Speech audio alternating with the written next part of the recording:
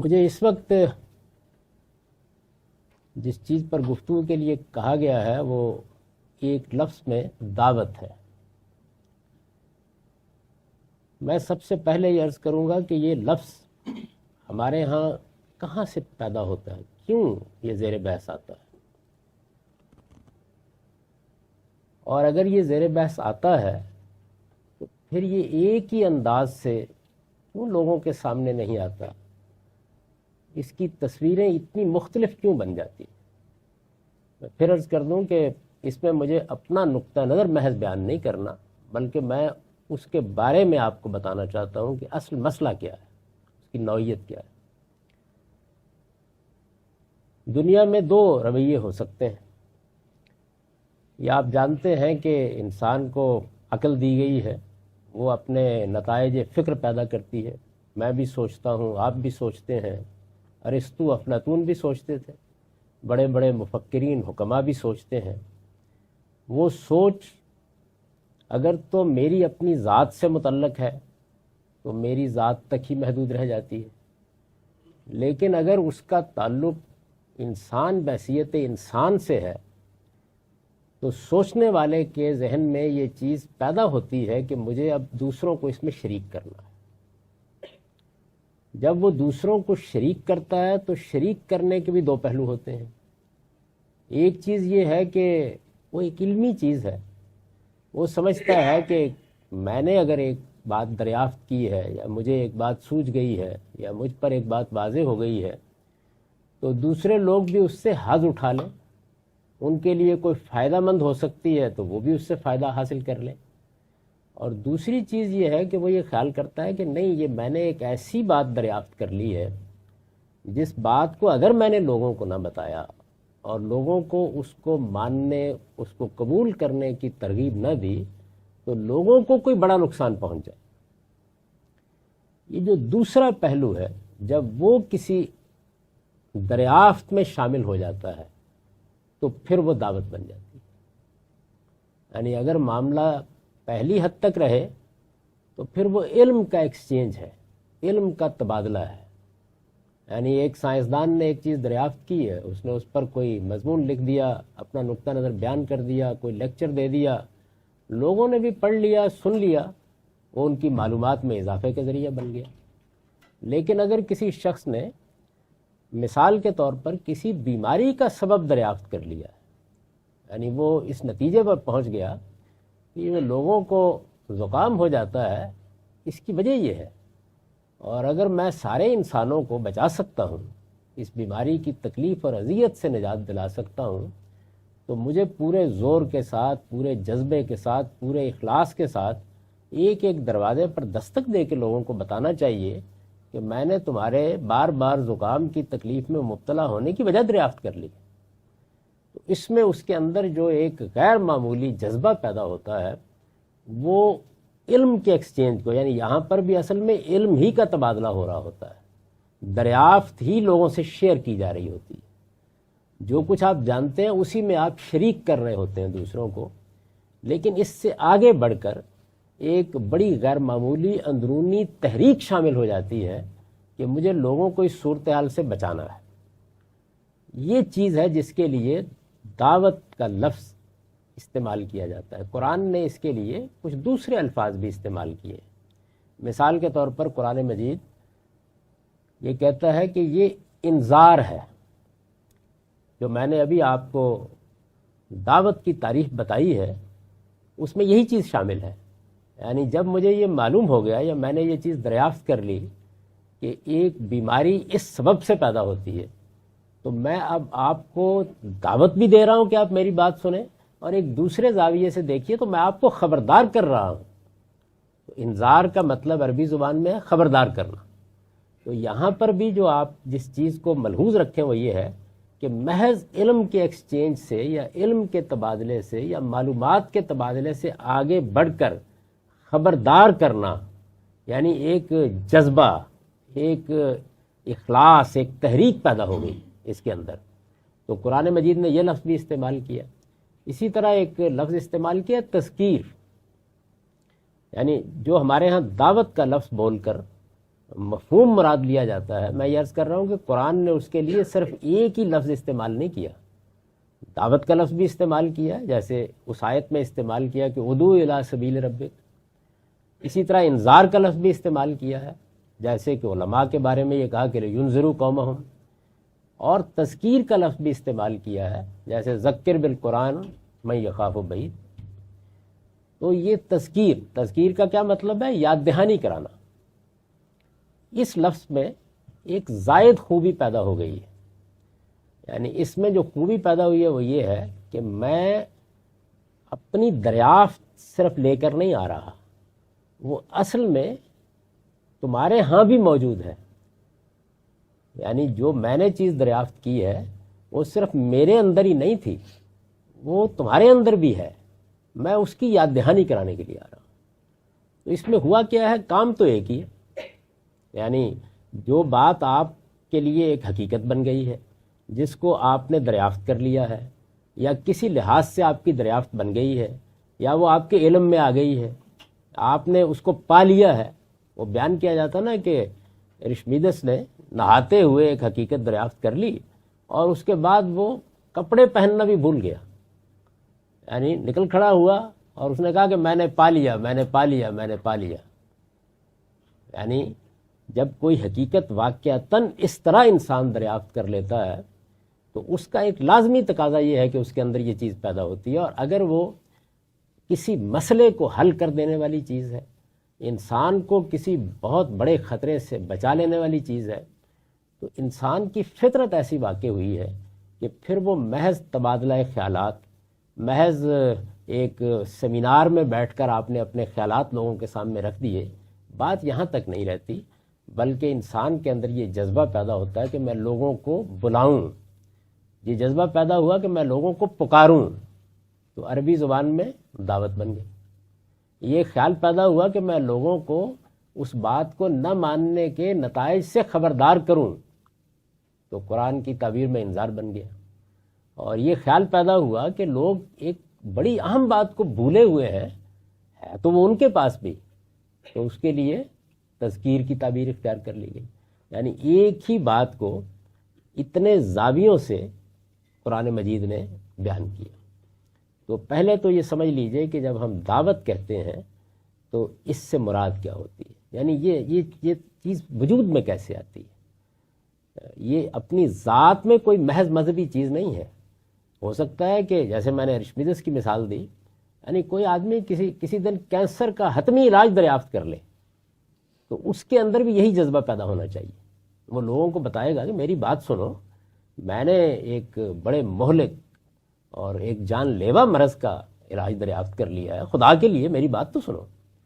تو رسالت میں آپ صلی اللہ علیہ وسلم نے اسی لیے اپنے اور لوگوں کے، یعنی نبی اور رسول کی حیثیت سے اپنے اور لوگوں کے، یا دین کے معلم کی حیثیت سے، یا دین کے دائی کی حیثیت سے، یا خدا کے مقرر کردہ منذر یا نذیر کی حیثیت سے، یا مذکر کی حیثیت سے اپنا اور ہمارا عام انسانوں کا تعلق واضح کرتے ہوئے یہ مثال دی تھی کہ جیسے تم لوگ بھاگتے ہوئے آگ کے گڑھے میں گر رہے ہو اور میں پیچھے سے تمہارا دامن پکڑ کے تمہیں کھینچ رہا ہوں۔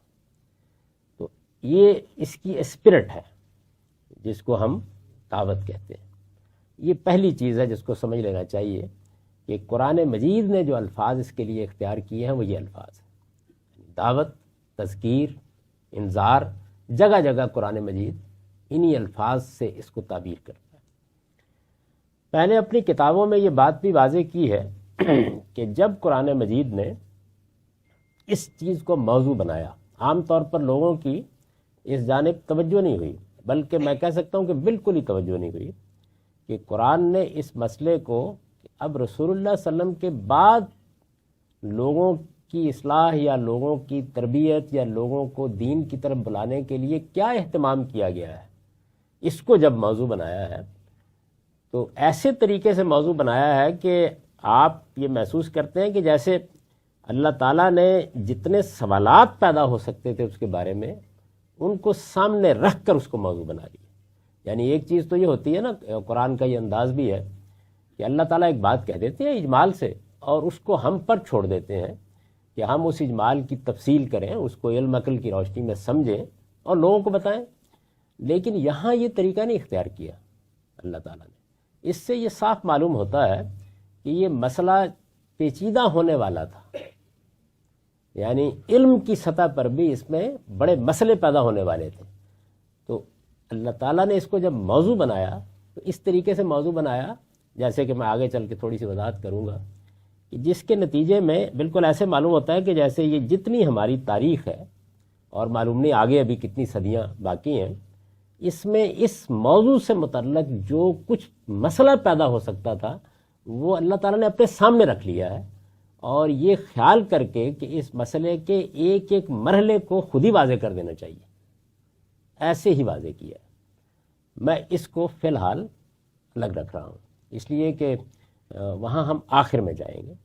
پہلے یہ سمجھنے کی کوشش کریں گے کہ یہ جو دعوت، تذکیر، انذار، یہ جتنے بھی اصطلاحات ہیں، ان کی روشنی میں ہمارے ہاں کیا صورتحال پیدا ہوئی، یعنی ہماری امت میں، ہم مسلمانوں میں اس کی کیا صورتحال رہی ہے۔ اس صورتحال کا جائزہ لینے کے دو طریقے ہو سکتے ہیں۔ ایک طریقہ یہ ہوتا ہے کہ آپ ابتدا سے یہاں تک پہنچیں، اور دوسرا طریقہ یہ ہے کہ جو کچھ آپ کے گرد و پیش میں اب موجود ہے اس کے تجزیے سے آپ ماضی کو متعلق کر لیں۔ تو میں دوسرا طریقہ اختیار کر رہا ہوں۔ اس کی وجہ یہ ہے کہ اگر میں پہلا طریقہ اختیار کروں تو پھر وہ ایک بڑی طویل تاریخی گفتگو بن جائے گی، اور شاید وقت اس کی اجازت نہیں دے گا۔ لیکن جو ایک سفر ہے وہ یہاں جہاں پہنچ گیا، جس دور میں ہم جی رہے ہیں، جو ہمارے ذہنوں میں تازہ ہے، جس کی شخصیات، جس کے افراد، جس کی تنظیمی حیتیں جانی پہچانی ہیں، تو یہاں سے ہم اس کو دیکھیں گے، اور دیکھ کر پھر ذرا ماضی میں بھی جھانک لیں گے کہ کیا نوعیت ہے۔ اور اگر سوالات سے اندازہ ہوا کہ اس کو ماضی سے مزید ریلیٹ کرنے کی ضرورت ہے، اس کا تعلق پیدا کرنے کی ضرورت ہے، تو وہ پھر ایک الگ بحث ہوگی۔ یہ لفظ دعوت اخوان المسلمون بھی استعمال کرتی ہے، یہ جماعت اسلامی بھی استعمال کرتی ہے۔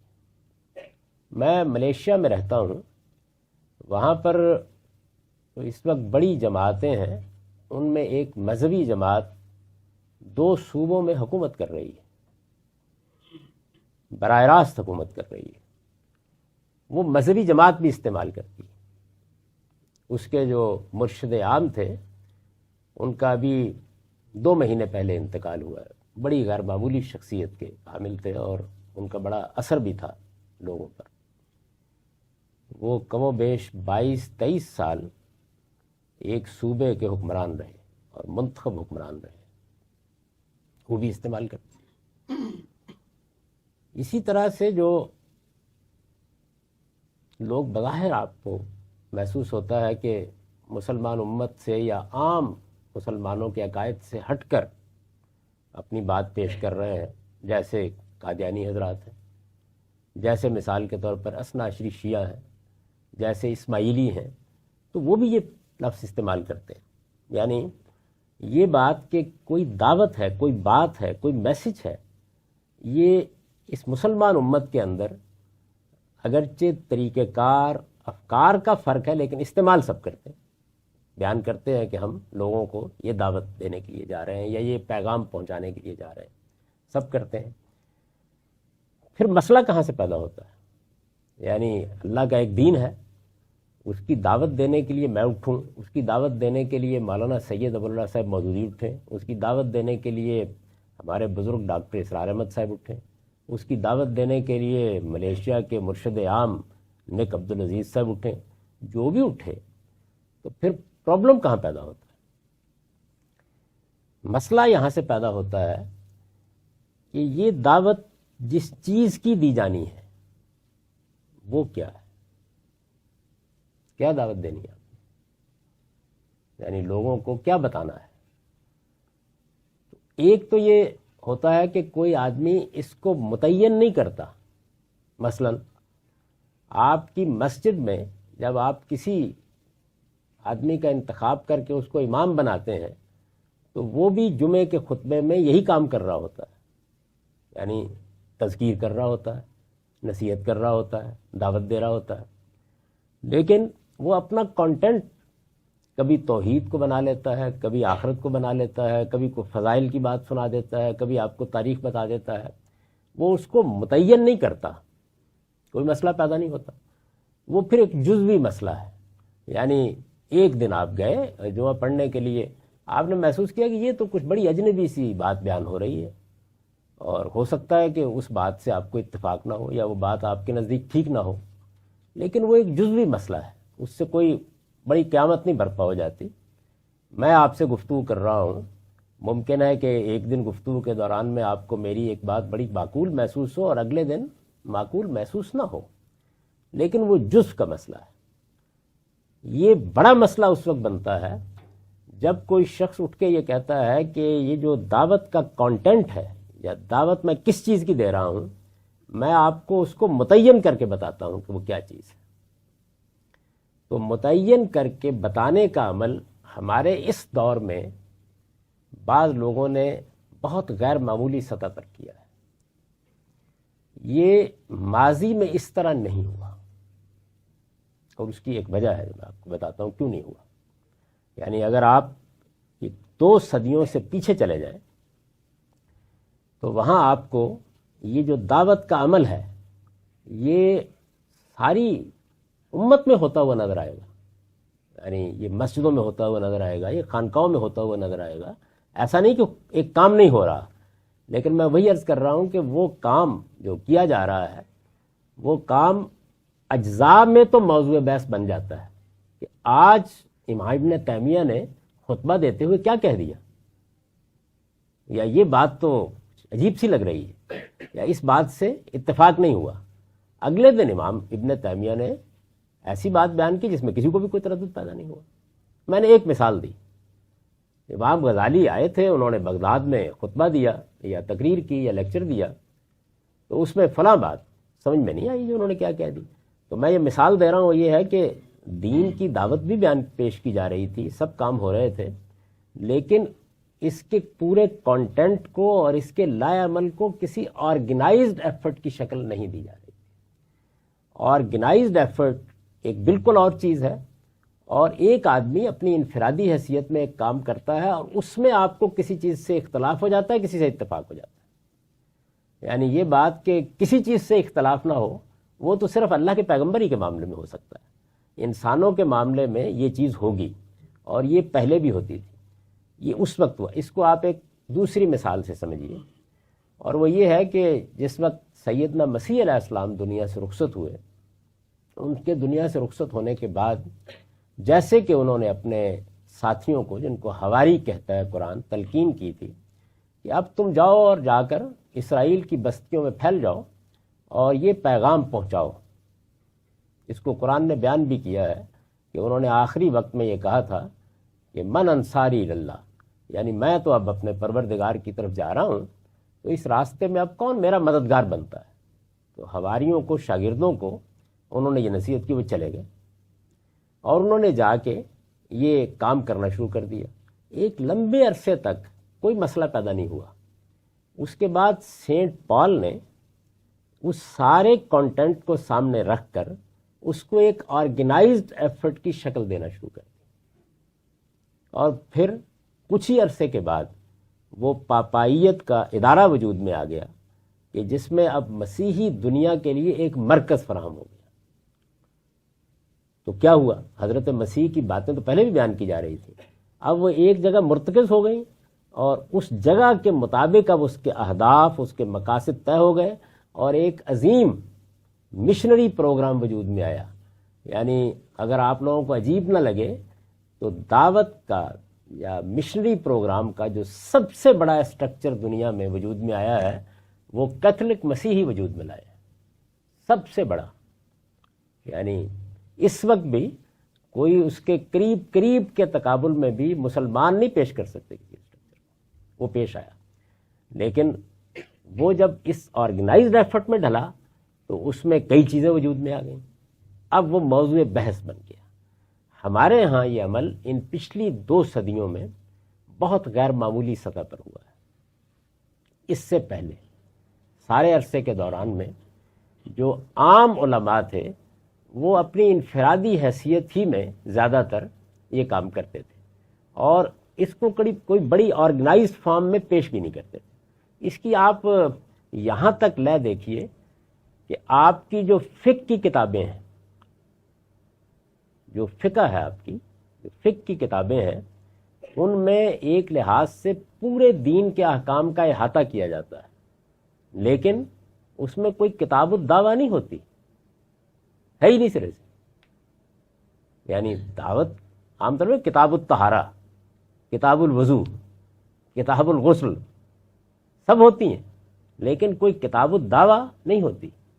اسی طرح اگر آپ حدیث کی کتابیں اٹھائیں، بخاری کو اٹھا لیں، مسلم کو اٹھا لیں، ابو داؤد کو اٹھا لیں، نسائی کو اٹھا لیں، تو ان میں بھی آپ کو کتاب الامارہ مل جائے گی، کتاب الدعوہ نہیں ملے گی، ہے ہی نہیں سرے سے، کیونکہ کام یہ سارا کا سارا انفرادی حیثیت سے ہو رہا ہے، اور کوئی بہت زیادہ اس کو آرگنائزڈ ایفرٹ میں بدلنے کی طرف توجہ نہیں ہے۔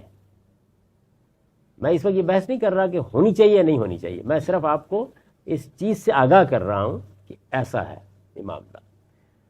یہ بھی گفتگو کریں گے آگے چل کر کہ یہ آرگنائزڈ ایفرٹ میں بدلنے کا عمل کیوں نہیں ہوا، کیا وجہ ہے۔ تاہم اس زمانے میں بھی اگر آپ اس کو بہت پیچھے لے جائیں تو کوئی تیسری چوتھی صدی میں یہ چیز پیدا ہو گئی تھی کہ صوفیوں نے اپنے حلقے بڑی حد تک منظم کر لیے تھے، اور وہ اگرچہ بڑی تفصیل کے ساتھ تو یہ بیان نہیں کرتے تھے، لیکن ان کی خانقاہوں میں جو باتیں کہی جاتی تھیں وہ کسی حد تک اس کا پتہ دیتی تھیں کہ اب آرگنائزڈ ایفرٹ کی ایک شکل بن رہی ہے۔ تو چنانچہ ان کے ہاں آپ یہ سنتے ہیں کہ یہ سلسلہ سہروردیہ ہے، یہ سلسلہ نقش بندیہ ہے، یہ سلسلہ قادریہ ہے۔ یعنی اس کا مطلب یہ ہے کہ جو یہ پیغام پہنچانے کا یا اپنی بات دوسروں تک پہنچانے کا عمل ہے، اس نے اب ایک شناخت پیدا کرنی شروع کر دی ہے، اس کے کوئی اہداف طے کر لیے گئے ہیں، اس کا اب کوئی کانٹینٹ بھی مختلف ہو رہا ہے۔ اگر مختلف نہیں ہوگا تو پھر سلسلہ نقش بندیہ کیوں؟ یہ تو تبھی ہوگا نا کہ کوئی شناخت پیدا ہوگی، تو یہ چیز ان کے ہاں ہونی شروع ہو گئی تھی۔ تو لہٰذا اگر آپ ماضی میں اس آرگنائزڈ ایفرٹ کی کوئی مثال دیکھنا چاہیں گے تو وہ تصوف کے سلسلوں میں آپ کو نظر آئے گی۔ اور تصوف کے سلسلے کیا ہیں، وہ کیسے وجود میں آئے، ان کا کنٹینٹ کیا ہوتا ہے، انہوں نے یہ نظام کیوں اختیار کیا، اس کے لیے خاص طور پر یہ نام کیوں اختیار کیے گئے، یہ خود ایک بڑا دلچسپ مطالعے کا موضوع ہے۔ اور یہ بھی ظاہر ہے کہ کیونکہ وہ مسلمانوں ہی کے اندر پیدا ہوئے ہیں تو دعوت ہی سے تعلق رکھتا ہے یہ بھی، لیکن یہ پھر ایک الگ نشست کا موضوع ہے، یعنی جس میں خاص اس کو موضوع بنا کر ہی تفصیل کی جا سکتی ہے۔ میں آپ کو پھر موجودہ دور میں لے آتا ہوں۔ تو ہمارے موجودہ دور میں یہ جو دعویٰ کانٹینٹ ہے، اس میں سب سے پہلے جس چیز میں اختلاف پیدا ہونا شروع ہوا وہ یہ تھا کہ یہ جو ہم لوگوں کو بات بتا رہے ہیں، اس میں بات کتنی بتانی ہے، کیا بات بتانی ہے۔ چنانچہ آپ دیکھیے کہ اس وقت دنیا میں جو سب سے بڑی تبلیغی تحریک ہے وہ ہماری تبلیغی جماعت ہے، یعنی اس میں کوئی شبہ نہیں ہے۔ سب سے بڑی تبلیغی یا دعوتی تحریک ہونے کے معاملے میں دو رائے نہیں ہو سکتی، آپ کسی اور معاملے میں اختلاف کر سکتے ہیں۔ اچھا معاف کیجیے، سب سے زیادہ قابل قبول تحریک بھی، یعنی آپ ان ملکوں میں بھی جہاں بڑی سخت پابندیاں ہیں اور کوئی عام طور پر آرگنائزڈ یا منظم فعالیت ایکٹیویٹی برداشت نہیں کی جاتی، ان میں بھی دیکھتے ہیں کہ وہ اپنا کام کرنے میں کامیاب ہو جاتے ہیں۔ تو اس میں آپ نے یہ دیکھا کہ کانٹینٹ میں انہوں نے، آپ کسی عام تبلیغی جماعت کے آدمی سے ملے یا ان کے کسی بڑے عالم سے ملے تو آپ کہیں گے جی ہم تو 6 نکات کی دعوت دیتے ہیں۔ یعنی اب یہ دیکھیے نا کہ کانٹینٹ متعین ہونا شروع ہو گیا۔ میں تقابل کے لیے عرض کر رہا ہوں کہ جو آپ کا عالم آپ کی مسجد میں خطبہ دے رہا ہے وہ یہ نہیں کر رہا، وہ تو ہو سکتا ہے کہ ایک دن توحید کو موضوع بنا لے، ایک دن آخرت کو موضوع بنا لے، ایک دن اخلاقی اصلاح کو موضوع بنا لے۔ ویسے اخلاقی اصلاح کو تو کم ہی موضوع بناتا ہے، لیکن چلے تھوڑی دیر کے لیے مان لیتے ہیں. تو اس وقت جو بات مجھے سمجھانی ہے وہ یہ ہے کہ یہ کانٹینٹ یعنی اس سے بھی ہم کسی جگہ پہ اختلاف کرتے ہیں یا اتفاق کرتے ہیں، لیکن وہ اپنے کانٹینٹ کو کسی متعین آرگنائز صورت میں نہیں بیان کرتا. اب میں اس آرگنائزڈ کانٹینٹ کے مقابل میں ایک چیز آپ کے سامنے حدیث سے رکھتا ہوں، جس سے شاید میں اپنی بات کو زیادہ بہتر طریقے سے واضح کر سکوں. حدیث کا جو ذخیرہ ہے، میں کئی مرتبہ یہ واضح کر چکا ہوں، شاید اس کو بھی کسی وقت یہاں موضوع بنایا جائے کہ یہ در حقیقت کیا ہے. یہ رسول اللہ صلی اللہ علیہ وسلم کے علم اور عمل کا تاریخی ریکارڈ ہے. ہر بڑی شخصیت کے علم اور عمل کو لوگ محفوظ کرنے کی کوشش کرتے ہیں یا منتقل کرنے کی کوشش کرتے ہیں. رسالت مآب صلی اللہ علیہ وسلم تو ہر شخصیت سے بڑی شخصیت، یعنی کوئی تقابل ہی نہیں ہے. تو اس وجہ سے لوگوں نے آپ کی باتیں بھی بیان کرنا شروع کر دیں کہ آپ نے فلاں موقع پر یہ فرمایا تھا، یہ کہا تھا، یا مجھے یہ نصیحت کی تھی، یا میرے یہ سوال کا جواب دیا تھا. اسی طریقے سے آپ کو کوئی کام کرتے کسی نے دیکھا ہے کہ پانی اس طرح سے پیا تھا، اٹھے ایسے تھے، بیٹھے ایسے تھے. تو یہ ہسٹوریکل ریکارڈ ہے جو لوگوں نے اپنی مرضی سے بیان کرنا شروع کیا اور لوگوں نے اپنی مرضی ہی سے مرتب کرنا شروع کیا. تو اس سارے ذخیرے میں اگر آپ ایک غیر معمولی چیز دریافت کریں مجھ سے تو میں کہوں گا کہ وہ ایک حدیث ہے، اور اس کو عام طور پر صرف شناخت کے لیے حدیث جبریل کہا جاتا ہے. بڑی غیر معمولی روایت یہ ہے کہ رسالت مآب صلی اللہ علیہ وسلم ایک دن اپنی مجلس میں بیٹھے ہوئے تھے، اور یہ روایت بھی جلیل القدر صحابہ سے، حضرت عمر جیسے شخص سے بھی یہ روایت ہوئی ہے جو عام طور پر روایات نہیں کرتے. انہوں نے بھی یہ واقعہ بیان کیا ہے کیونکہ واقعہ اپنی نوعیت کے لحاظ سے ہے ہی ایسی اہمیت کا حامل. تو وہ بیان کرتے ہیں کہ ہم بیٹھے ہوئے تھے رسول اللہ صلی اللہ علیہ وسلم کی مجلس میں، تو ہم نے دیکھا کہ ایک شخص آپ کی مجلس میں آیا ہے. اس نے سفید لباس پہنا ہوا ہے، اس کے بالوں پر کوئی ادنا گرد و غبار بھی نہیں ہے، یعنی جیسے کہ ابھی نہا دھو کر صاف ستھرے لباس میں کوئی شخص آ گیا ہے. تو ایک چھوٹی سی بستی میں جو 4-5 ہزار سے بھی زیادہ کی آبادی نہیں رکھتی، سب لوگ بڑے تعجب سے دیکھ رہے تھے کہ یہ یہاں کا تو آدمی نہیں ہے، اور اگر یہ باہر سے آیا ہے تو اس کے لباس پر کوئی گرد سفر کے آثار نظر نہیں آتے جو ہونے چاہیے تھے.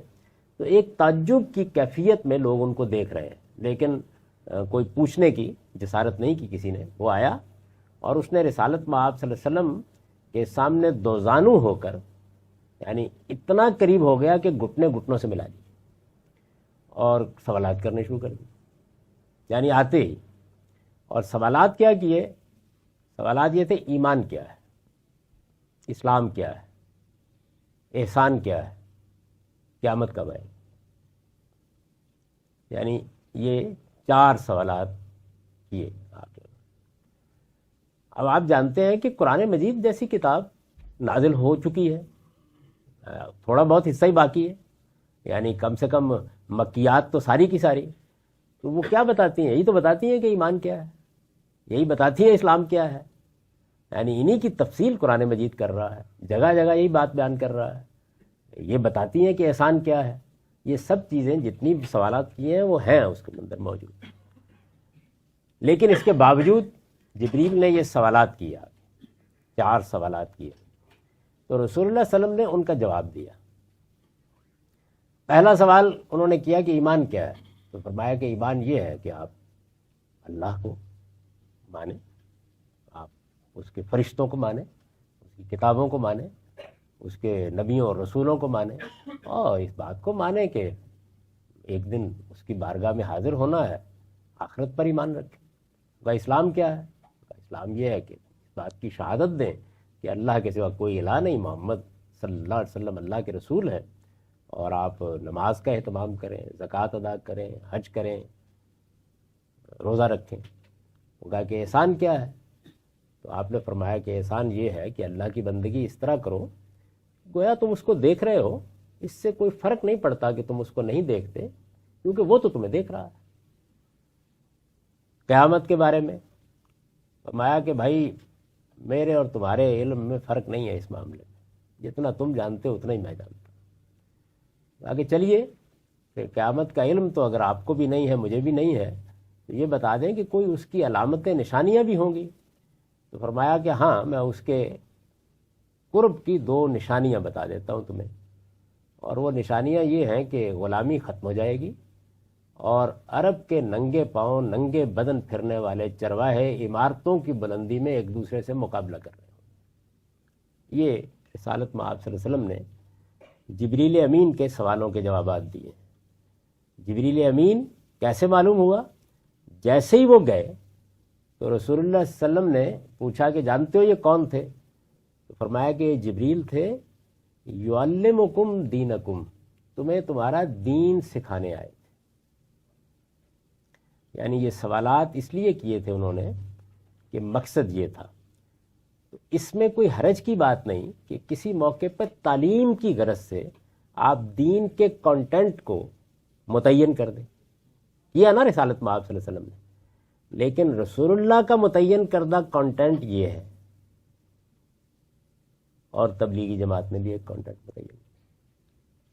آپ میری بات سمجھ رہے ہیں؟ یعنی ایک کانٹینٹ دعوت کا کیا چیز ہے جس کو دعوت میں پیش کرنا ہے. تو انہوں نے کہا کہ 6 باتیں. اب جس وقت آپ یہ کام کریں گے کہ آپ دین کا کانٹینٹ متعین کریں گے, یا اس کا ایک افشردہ نکالیں گے, یا اس کا ایک خلاصہ نکالیں گے, ایسا ہی ہوا نا. یعنی رسالت میں آپ صلی اللہ علیہ وسلم نے بھی سوالوں کے جواب میں ایک طرح سے خلاصہ نکال دیا. یہی کرتا ہے ایک اچھا معلم جب بھی کرے گا. تو میں نے عرض کیا کہ خلاصہ نکالنا تو کوئی بری بات نہیں ہے. یہ اگر تبلیغی جماعت نے بھی 6 نکات کی صورت میں نکال دیا تو کوئی جرم نہیں کیا. لیکن اب ایک سوال پیدا ہو گیا, مسئلہ پیدا ہو گیا کہ خلاصہ یہ ٹھیک ہے یا خلاصہ یہ ٹھیک ہے یا خلاصہ کوئی اور ٹھیک ہے. تو پہلا جو مسئلہ پیدا ہوا وہ یہ پیدا ہوا کہ آپ نے اگر کانٹینٹ کو متعین کر دیا ہے کہ یہ کانٹینٹ ہے, تو پھر یہ سوال پیدا ہوگا. اب اس سے آپ آگے بڑھیے, اور جو 2 بڑی تحریکیں یعنی ہندو پاکستان کی جماعت اسلامی اور مشرق وسطیٰ کی کہیے آپ یا عالم عرب کی اخوان المسلمون, ان لوگوں نے یہ کہا کہ نہیں, دین بحیثیت مجموعی پورا کا پورا ہی ہمارا کانٹینٹ ہے. یعنی کانٹینٹ کے معاملے میں فرق بتا رہا ہوں آپ کو کہ ایک گروہ نے یہ کہا کہ نہیں, ہم نے اس کو متعین کر دیا, ہماری دعوت, ہماری تبلیغ, ہمارے کام میں یہ 6 نکات 6 پوائنٹس, یہ مجیب الرحمان کے نہیں, تبلیغی جماعت کے, تو یہ موضوع ہے, ان کو ہم نے لوگوں تک پہنچانا ہے, ان میں لوگوں کو ہم نے تربیت کرنی ہے. اور ان تحریکوں نے کہا کہ نہیں, پورا کا پورا دین یہی ہمارا کانٹینٹ ہے, یعنی ہم اس پورے ہی کو پیش کریں گے. تو یہاں جو سوال پیدا ہوا وہی سوال پیدا ہوا کہ صحیح طریقہ کیا ہے. یہ پیدا ہو جائے گا نا. آپ دعوت کا کام کرنا چاہتے ہیں یا لوگوں تک خدا کا پیغام پہنچانا چاہتے ہیں, تو آپ اپنے کانٹینٹ کو کیا اس طرح کھلا چھوڑ دیں گے جیسے کہ ایک مسجد میں خطبہ دینے والا خطیب چھوڑ دیتا ہے؟ یعنی وہ ہر جمعے کو کسی موضوع کا انتخاب کر لیتا ہے دین کے کانٹینٹ میں سے, اور پورے کو بیان کرتا رہتا ہے, بلکہ دین کے متعلقات کو بھی بیان کرتا رہتا ہے. مثال کے طور پر ہسٹری کو بیان کرتا ہے, تاریخ کے واقعات کو بیان کرتا ہے. یا یہ کریں گے, یا یہ کریں گے کہ آپ اس کانٹینٹ کو چند نکات کی شکل میں نکال لیں گے جیسے کہ تبلیغی جماعت نے نکالا ہے, یا آپ اس کانٹینٹ کے بارے میں یہ رائے قائم کریں گے کہ وہ ہر حال میں پورا دین ہی ہونا چاہیے. اور یہ تو وہ صورتیں جو پیش آ گئی ہیں. اب اس سے ایک قدم آگے بڑھائیے, یا اس سے کوئی مختلف بات کریں گے, وہ بھی تو ہو سکتی ہے. یعنی کیا اس سے آپ کوئی مختلف بات کریں گے؟ تو میں یہ عرض کر رہا ہوں کہ دعوت, تذکیر, انذار وہاں مسئلہ نہیں ہے. یعنی آپ اس کا کوئی اور نام رکھ لیں, انگریزی کا نام رکھ لیں, وہاں پہ نام زیادہ مسئلہ نہیں پیدا کر رہا. اگرچہ ایک حد تک کرتا ہے, لیکن وہ ذرا تھوڑی آگے جا کے گفتگو ہوگی. لیکن یہاں آ کے مسئلہ پیدا ہوگا کہ اس کا کانٹینٹ کیا چیز ہوگی. اچھا, اب اگلا مسئلہ وہ یہ ہے کہ اگر آپ نے مثال کے طور پر کانٹینٹ نکال لیا اور وہ چند نکات کی شکل میں نکال لیے, 6, 5, 4, 3, 2 کچھ بھی ہو سکتے ہیں, اور آپ یہ کہتے ہیں کہ یہ کانٹینٹ ہے, اور اس کانٹینٹ کی طرف بلانے کے لیے اب ہم لوگوں کے سامنے کوئی چیز رکھیں گے نا. ایک چیز یہ کہ آپ کہتے ہیں کہ بھائی یہ کانٹینٹ ہے تو احمد دین صاحب اٹھیں وہ اس کی وضاحت کر دیں, یا فلاں صاحب اٹھیں وہ اس کی وضاحت کر دیں. تبلیغی جماعت اس سے آگے گئی اور اس نے کہا کہ نہیں, اس کی وضاحت کے لیے بھی ہم نے کتابیں مرتب کر دی ہیں جیسے فضائل اعمال. تو اب کیا ہوا؟ اب یہ ہے کہ جو وہ کتاب آپ کے ہاتھ میں دی گئی ہے وہ بھی زیر بحث آ گئی. اب یہ سوال پیدا ہوگا کہ یہ کتاب ٹھیک دی گئی ہے جو آپ کے ہاتھ میں پکڑائی جا رہی ہے. میں کس نقطے پر گفتگو کر رہا ہوں کہ کانٹینٹ کا مسئلہ دعوت میں کیا چیز پیدا کر دیتا ہے. اچھا, اب جب آپ تبلیغی جماعت یا اس سے نکل کے آپ اخوان المسلمون یا جماعت اسلامی اور اسی کا ایک چھوٹا سا حصہ ڈاکٹر اسرار احمد صاحب کی تنظیم اسلامی اور ان کی دعوت بھی تھی, وہاں جائیں گے تو وہاں پورا کا پورا کانٹینٹ دین کا زیر بحث ہے, پورا کا پورا کانٹینٹ بیان کیا جا رہا ہے. لہٰذا وہاں کوئی بڑی بحث پیدا نہیں ہوگی, اس لحاظ سے نہیں ہوگی, اس لیے کہ جب پورا کا پورا دین ہے تو وہ اصل میں کم و بیش وہی صورتحال پیدا ہو گئی کہ جو ایک عالم کر رہا تھا. یعنی ہو سکتا ہے کسی موقع پر وہ آپ کو کوئی چیز پڑھا رہے ہوں, کسی موقع پر کوئی چیز دے رہے ہوں, لیکن بات تو پورے کی کر رہے ہیں نا, تو وہاں زیر بحث نہیں آتا. لیکن جیسے ہی آپ اس کا خلاصہ نکالیں گے اور سپورٹ کرنے کے لیے آپ کہیں گے اس کی وضاحت میں یا ترغیب کے لیے ہم نے اس کتاب کا انتخاب کیا ہے, اب یہ سوال پیدا ہوگا کہ کیا یہ ٹھیک انتخاب ہوا ہے یا غلط انتخاب ہوا ہے. تو یہ پہلا سوال ہے کہ دعوت کا کانٹینٹ کیا ہونا چاہیے. یعنی یہ سوال کی اہمیت واضح ہو گئی کہ اس کا کانٹینٹ کیا ہونا چاہیے. یہ جب تک آپ اس کو واضح نہیں کر لیں گے اس وقت تک, یعنی کہ اب ظاہر ہے کہ اس میں دونوں ہی چیزیں ہوں گی. کوئی بھی رائے قائم کرنے کے لیے ہم مسلمان دو ہی طریقے اختیار کرتے ہیں, یا تو ہمارے پاس صریح رہنمائی موجود ہوتی ہے اللہ کے رسول کی, اور جس معاملے میں رہنمائی نہیں ہوتی وہاں پہ اس اصولی رہنمائی کو سامنے رکھ کے ہم اپنی کوئی رائے قائم کرتے ہیں, اور اس کے لیے بھی ظاہر ہے کوئی علمی عقلی دلائل دیتے ہیں تو رائے قائم کر لیتے ہیں. تو یہ جو کشمکش پیدا ہوئی اس معاملے میں کہ کانٹینٹ کیا ہے, اس کو بڑی اہمیت حاصل ہے. کیوں؟ وجہ کیا ہے؟ وجہ یہ دیکھیے, میں اس کی چند ویسے تو بہت سادہ سی مثالیں ہیں, لیکن یہ ہے کہ اس سے کچھ سمجھ جائیں گے آپ کیا چیز ہے. مثلا کچھ لوگ ہیں وہ جائیں گے تبلیغی جماعت والوں کے پاس, کہیں گے دین یہ 6 ہی نکات ہے. وہ آگے سے جواب دیں گے اس کا کچھ نہ کچھ, لیکن بہرحال اعتراض کرنے والا اعتراض کی جگہ پہ چلا گیا. اس نے کہا کہ اچھا تو یہ 6 ہی نکات ہے, مطلب آپ کا دین یہیں سے شروع ہو کے یہیں ختم ہو جاتا ہے, اس سے آگے کچھ نہیں ہے جو آپ نے دین میں ہم کو بتانا ہے. آپ کہتے ہیں کہ پورا کا پورا کانٹینٹ دین کا جو ہے وہ ہمارا موضوع ہے. تو یہاں ذرا بحث اور وسیع ہو جاتی ہے کہ پھر اس کانٹینٹ کو آپ نے مرتب کر کے پیش کیا ہے تو اس میں کوئی پرابلم تو نہیں پیدا ہو گیا. یعنی یہ ذرا دقیق بحث ہو جاتی ہے. یہاں آسان تھی بڑی کہ آپ نے 6 نکات پڑھے, آپ نے یا تو یہ بحث کی کہ ان 6 میں اضافہ ہونا چاہیے, یہ کمی ہونی چاہیے, اور یا یہ ہے کہ آپ نے یہ بحث کر دی کہ کیوں 6 ہی کیوں, 7 کیوں نہیں, 10 کیوں نہیں, 9 کیوں نہیں. تو تبلیغی جماعت اگر اس کے جواب میں یہ کہتی کہ یہ جو 6 نکات ہیں یہ ہم نے نہیں مرتب کیے, یہ تو محمد الرسول اللہ نے مرتب کر دیے, بحث ختم ہو جاتی. اچھا, یا وہ اس فضائل اعمال کو پیش کرنے کے لیے یہ کہتی کہ یہ تو اصل میں اللہ کے پیغمبر کی طرف سے دی گئی چیز ہے, اس لیے ہم مجبور ہیں اسی کو لے کے چل رہے ہیں, پھر بحث ختم ہو جاتی. تو جب بھی کوئی دعوت اٹھے گی یا آرگنائزڈ ایفرٹ آپ کرنا چاہیں گے یا کوئی عالم ہی یہ کام کرنا چاہے گا تو اسے دعوت کا کانٹینٹ بتانا پڑے گا کہ آپ کو کیا ہے. یعنی خواہ کوئی عالم یہ کام کرنے کے لیے اٹھے یا کچھ لوگ اس کام کو کرنے کے لیے اٹھیں, تو آرگنائزڈ ایفرٹ کے لیے پہلا سوال یہ ہوگا کہ کانٹینٹ کیا ہے. میں ابھی یعنی یہ نہیں بتا رہا کہ کیا ہونا چاہیے, میں صرف آپ کو متعارف کرا رہا ہوں کہ جو پرابلم پیدا ہوتے ہیں اور جن کا شعور ہونا چاہیے کام کرنے والے لوگوں کو. اس کے بعد اگلا یہ تھا کہ یہ جو کانٹینٹ ہے جب ہم اس کو پیش کریں گے تو ایک طریقہ تو یہ ہے کہ آپ کانٹینٹ ہاتھ میں پکڑائیں اور کہیں جی السلام علیکم, بات ختم ہو گئی. لیکن اگر آپ اس سے آگے بڑھ کے یہ کہتے ہیں کہ نہیں, یہ کانٹینٹ اصل میں ایک ٹارگٹ رکھتا ہے, ہدف رکھتا ہے, یہ سوال پیدا ہوگا, یہ ہدف رکھتا ہے. تو اب وہ ہدف جیسے ہی آپ بیان کریں گے تو پھر آپ ایک اختلاف میں کھڑے ہو جائیں. مثال کے طور پر اب تبلیغی جماعت کے لوگوں سے پوچھیں کہ آپ کی اس منظم جد و جہد یا اس آرگنائزڈ ایفرٹ کا ہدف کیا ہے، کیا چیز ہے جو آپ یہ کانٹینٹ سے آپ کیا پیدا کرنا چاہتے ہیں. وہ کہتے ہیں کہ ہم ایمان کو زندہ کرنا چاہتے ہیں. ہم اس سارے معاملے میں ہمارا جو ہدف ہے وہ یہ ہے کہ ایمان کو ہم زندہ کر دیں.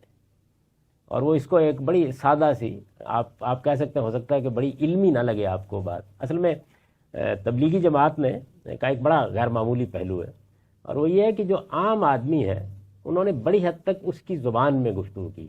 کبھی آپ کو مسجد میں اتفاق ہوا ہو، وہ ایک آدمی اٹھے گا نماز پڑھنے کے بعد اور وہ کم و بیش، یعنی اگر غلطی نہ کرے، نیا آیا ہو تو ایک آدھ جملے کا اضافہ کر دے گا، ورنہ وہ ایک ہی جملہ ہوتا ہے. یعنی بھائی وہ دین کی محنت ہے اور اس کے لیے محنت کرنی پڑتی ہے، اور اس کے لیے بات ہوگی نماز کے بعد، ذرا تھوڑی دیر کے لیے بیٹھ جائیے. یعنی ان کے یہاں یہ چیزیں بڑی متعین ہیں. تو وہ آپ کو جب اپنا ٹارگٹ، اپنا ہدف یا ان کے اپنے کانٹینٹ کا ہدف بتائیں گے تو وہ یہ کہیں گے دیکھیے اللہ کے رسول نے صحابہ میں پہلے ایمان پیدا کیا تھا، پھر قرآن دیا تھا. وہ ہمارا ہدف جو ہے وہ ایمان پیدا کرنا ہے. اس پہ پھر وہ گفتگو کریں گے کہ ایمان ایک کیفیت پیدا کرتا ہے، ایک جذبہ پیدا کرتا ہے، خدا کے ساتھ آپ کا ایک زندہ تعلق پیدا کرتا ہے. تو یہ چیز ہے جس کو ہم نے اپنا ہدف بنایا. اس کے بعد جب آپ جماعت اسلامی یا اخوان المسلمون یا اس طرح کی تحریکوں یا تنظیموں کی بات سنیں گے تو آپ یہ کہیں گے کہ دیکھیے یہ تو خدا کی زمین ہے، اور خدا کی زمین کے اوپر، یعنی یہ کائنات بھی خدا کی ہے اور یہ زمین بھی خدا کی ہے. کائنات پر خدا کی بادشاہی قائم ہے، زمین پر انسان نے خدا کی بادشاہی کو چیلنج کر دیا ہے. تو ہم تو خدا کی بادشاہی کو دوبارہ بحال کرنے کے لیے اٹھے.